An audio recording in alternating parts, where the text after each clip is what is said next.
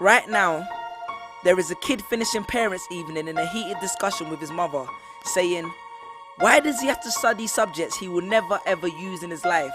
And she will look at him blank-eyed, stifle a sigh, think for a second, and then lie. She'll say something along the lines of, you know, to get a good job you need a good degree, and these subjects will help you get a good degree. We never had this opportunity when I was younger. And he will reply, but you were young a long time ago, weren't you, Mum? And she won't respond, although what he implies makes perfect sense, that society's needs would have changed since she was 16.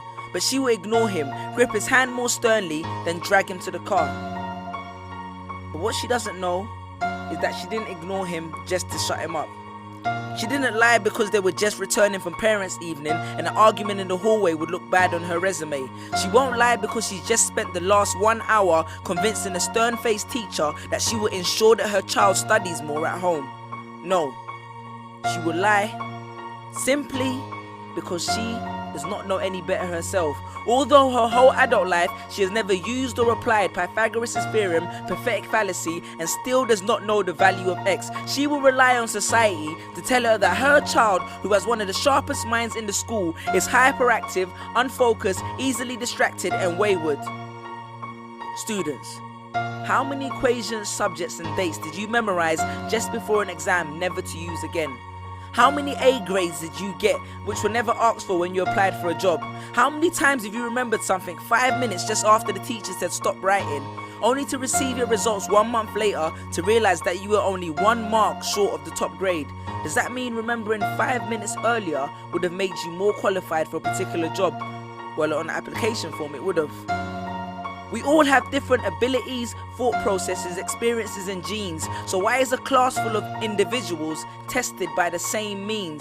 So does that mean Sherelle thinks she's dumb because she couldn't do a couple of sums? And if this issue is not addressed properly, it then becomes a self-fulfilling prophecy. Then every school has the audacity to have a policy on equality. The irony. Exams are society's methods of telling you what you're worth. But you can't let society tell you what you are, because it's the same society that tells you that abortion is wrong but then looks down on teenage parents. The same society that sells products to promote natural hair, looks and smooth complexion, with the model on the box half photoshopped and has fake lashes and hair extensions, with pastors that preach charity but own private jets, imams that preach against greed but are all fat, parents that say they want educated kids but constantly marvel at how rich Richard Branson is, governments that preach peace but endorse wars, that say they believe so much in the importance of higher education and further learning, then why increase tuition fees every single year? I believe Miss Jefferson when she took me into the office and said that my exams would be imperative to my success, because we was taught to always follow when Miss Jefferson led.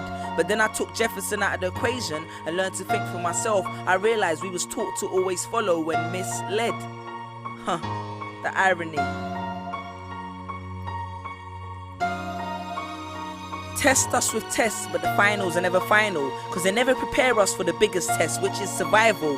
And what I suggest is fairly outlandish, so I do not expect everyone to understand this, except for the kids who knows what it feels like to be worth no more than that D or that A that you get on results day, and the ones whose best stories were never good enough for the English teacher, because apparently you missed out key literal techniques, did not follow the class plan, and the language was too informal for him to understand. But then he'd reference Hamlet and Macbeth, and you'd fight the urge to express your contempt by partially clenching your fist with only your medius finger left protruding in the middle of your hand, and then asked if he was aware that Shakespeare was known as the innovator of slang. Or the kid at the back of the class who thinks, why am I studying something that doesn't fuel my drive? But then when confronted with a maths problem, his eyes come alive. So this one is for my generation, the ones who found what they were looking for on Google, the ones who followed their dreams on Twitter, pictured their future on Instagram, accepted destiny on Facebook. This one's for my failures and my dropouts, for my unemployed graduates, my shop assistants, cleaners and cashiers with bigger dreams, my self-employed